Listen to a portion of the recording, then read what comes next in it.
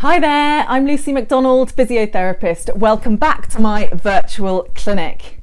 Today I'm going to answer the question that I'm most commonly asked as a physiotherapist, and that's, I have back pain, what's causing it? But before I do, I just want you to remember the videos that we've done so far. So when is back pain an emergency, how you can manage your back pain yourself at home, how you should be sitting at your desk to minimize back pain, and exercises that you can do sitting so that you don't even have to get up. So thank you for all your lovely messages. I really do appreciate all your support. Okay, you have back pain, what's causing it? So in order to answer that question, I'd like to reintroduce you to my friend here, Bob. So Bob is a model of the spine and the pelvis. As you can see, one of his hips has fallen off. So you can see with Bob here that the back is quite a complex structure. So you've got, as you can see at the back here, you've got these nerves that run up through the center of the nerves, through the center of the spine, and then come out and go down your legs, around your rib cage and down your arms. If we look around the front here, you can see you've got the bones running up here, you've got the pelvis that attaches into the spine here, and you've got your big old disc joints that sit in between those bones. If we go to the side, you can see these little facet joints, these little joints between each of the vertebrae that run either side all the way up the back. And that's just the bones. On top of that, you've got multiple layers of muscles that run up the spine, round the sides of the body, over the abdomen, and all of those muscles help to make the back work properly. You've also got ligaments, you've got tendons, and you've got other soft tissues. So you can see why when people say to me, I've got back pain, oh, it's about here, what's causing it? All of these things are sort of running through my mind, and obviously it takes a decent assessment to work out what structures are actually causing the problem and why that person's got the injury in the first place. But I can answer in terms of what generically causes pain in the back. And the most common thing that I see is when people put more strain through the back than the back is used to. So for example, if someone goes and picks up something heavy and their back is just not used to lifting heavy things, then of course that might lead to injury.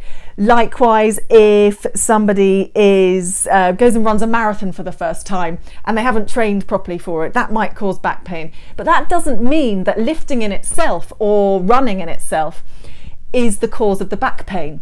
It just means that that person's body wasn't ready for those activities. The back is a surprisingly resilient structure, and it just needs training properly to make it strong to do the things that you want it to do. So another question I get asked lots is my posture causing my back pain?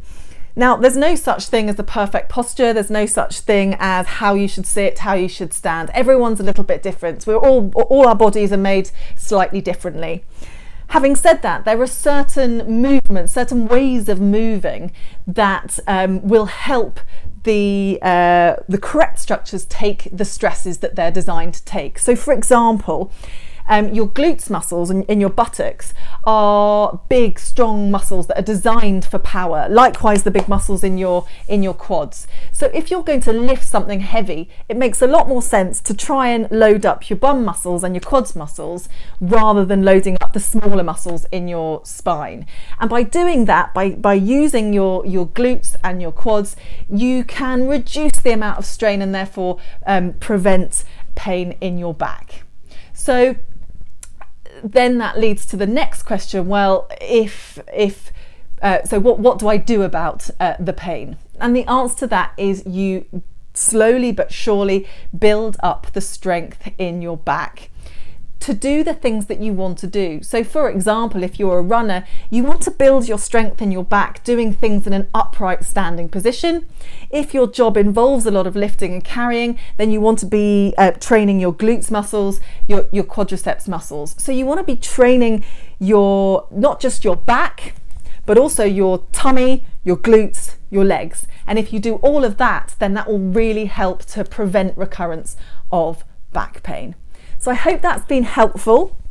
In the next session, I'm going to talk about sciatica, which is when you get pain radiating down your legs, you may or may not come with pins and needles or other symptoms. So I'll talk about that next time. Please do press the subscribe key, and don't forget to invite your friends and family to the Facebook Live Q&A on the Octopus Clinic Facebook page. So until tomorrow, stay healthy. Bye.